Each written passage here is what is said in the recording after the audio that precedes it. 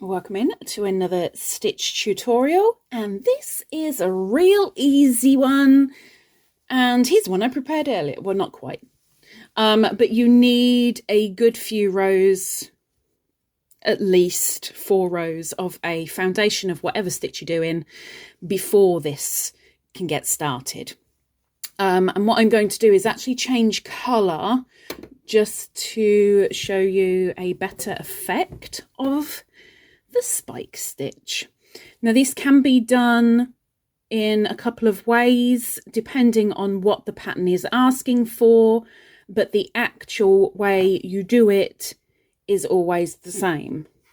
I will explain what the heck I'm going on about momentarily. So I am going to start, after whatever foundation I've got, with single crochet. So I'm going to do a couple of single crochets just to get into the row, and then we'll do a spike stitch. Now a pattern might say spike 2 below, spike 3 below, spike 4 below, spike 1 below. That's okay.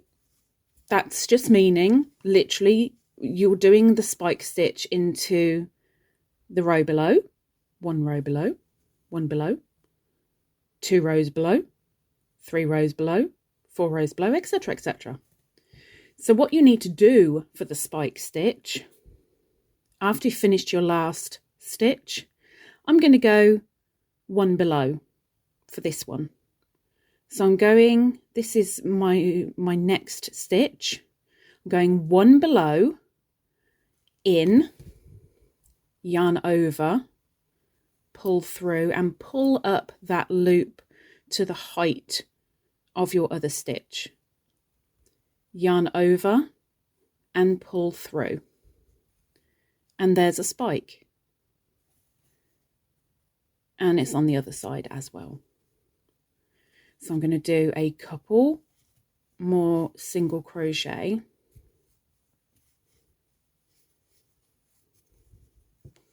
There's a spike.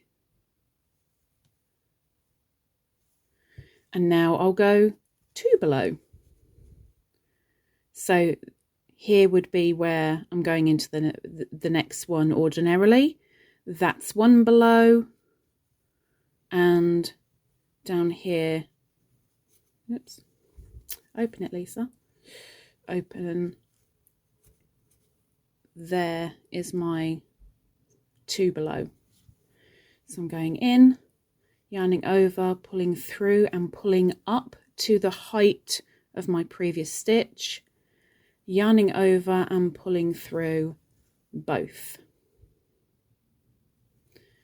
Now, because obviously I've gone into that stitch 2 below, this one is already counted because the stitch goes over. So you don't want to go into that one again unless the pattern specifically calls for it. So I'm going to do into the following stitch another single crochet, another one into the next. You can do your spike stitches as often as the pattern calls for. You could do them every single one. You could do them every 20. It doesn't matter. It's what the stitch will, what the pattern will ask for. So I'll go 3 below now. So we're going down here. So I'm going in, yarning over, pulling through, pulling up to height, yarning over, pulling through.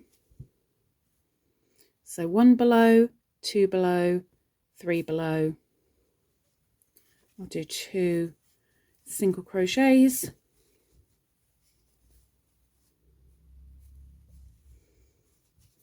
And then I will go to 4 below. So I'm going all the way down here.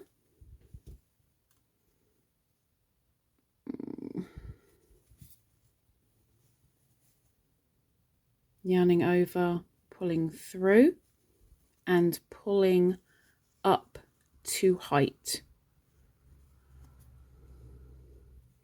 You don't really want to be a tight crocheter with this. Yarning over, pulling through. And then I'm just going to finish that row off with some single crochets. Now, just because I'm doing single crochets doesn't mean your pattern's going to say single crochets. You might be doing doubles or trebles or halves or whatever. You do what your pattern is asking for. So I'm going to go again. I'm only going to chain one. And I'm going in for a single crochet here. And I'll go in for a one below. So we're not counting this row because that's what we've done. One below, just there.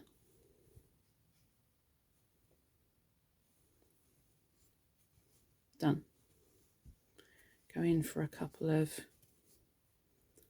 single crochets. I'll go two below. So there's the one that I'm working on, which we're not really counting. Sorry, that was two below. I'm doing three below. Sorry, I don't know where my head's at. This is the one below. This is the two below. Going three below, which is actually just there. So you go in, yarn over, pull through, pull up, yarn over, pull through both on your hook. Just do a couple of single crochets just to get me over a little bit. Now I'll do another one. So there's 1, 2, 3. I'm going into the fourth. Out the other side. Yarn over, pull through, pull up, yarn over, pull through both. And then just do a couple single crochets. Oops, missed one because I wasn't paying attention. Try that again. One single crochet, two single crochet, and then I'm going all the way down, bringing all the way up, yarning over and pulling through. And you have your spikes. Whether you did them in the same colour, whether you do them in a different colour, it's completely down to you, down to the pattern, etc., etc. But the general norm when it comes to a spike stitch is that you do a couple of rows at least of a stitch before you do a spike or two. But they are double-sided, and I will show you one other thing that is a mistake that can happen and very easily done. If I just get this row done, just in standard single crochet, just to get a simple row done. So, common mistake. Let me just do a couple of stitches like I did previously, just to get the row begun. Now, ordinarily, if we're doing the spike, we're going straight into whichever row it is that we need. If by chance you end up yarning over and then going in to the row below and doing it as a double crochet, it does form more of a twist, but it is not the spike stitch. Now, I kind of prefer the mistake, personally speaking, right or wrong. And let's just go one more over, get away from that other spike. So as you can see, some of them are quite together and some of them kind of open up a little bit. If you yarn over and then go down into the row you need, bring it up. Now the previous one I did as a double crochet, this one I'm going to do as a half double. That will split open ever so slightly, but it's still there on the back. So I'll show you the double again. So there are different ways you can do this. I'm not going to turn around officially and say, oh, that's the wrong way to do it. No, it depends on your pattern. Yarning over and pulling through. Go away, don't split on me. Thank you. Bringing it up.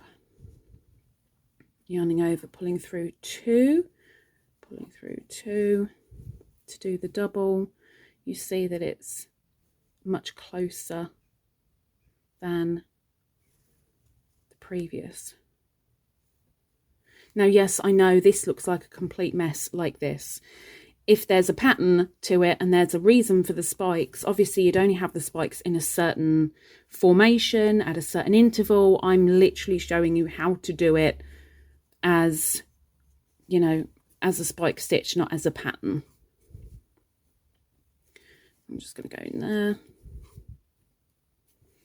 and then I'm going to go all the way down to there, so the purple breaks through, pulling all the way through, and then I need to get on the edge to finish it off, so I need to use my hook. Shouldn't be doing spike stitches on the edge, Lisa, really. It's not the way to do it, despite what Mr. Punch might say. Is it going to go in? There we go, finally. So basically, check your pattern. Standard spike stitch does not say to yarn over first. If you don't yarn over, you do get more of a V spike. V spike. Exactly the same on the back. The V's. Whereas if you do yarn over first, which you're not really supposed to, they do kind of stay together. So it's just a vertical line.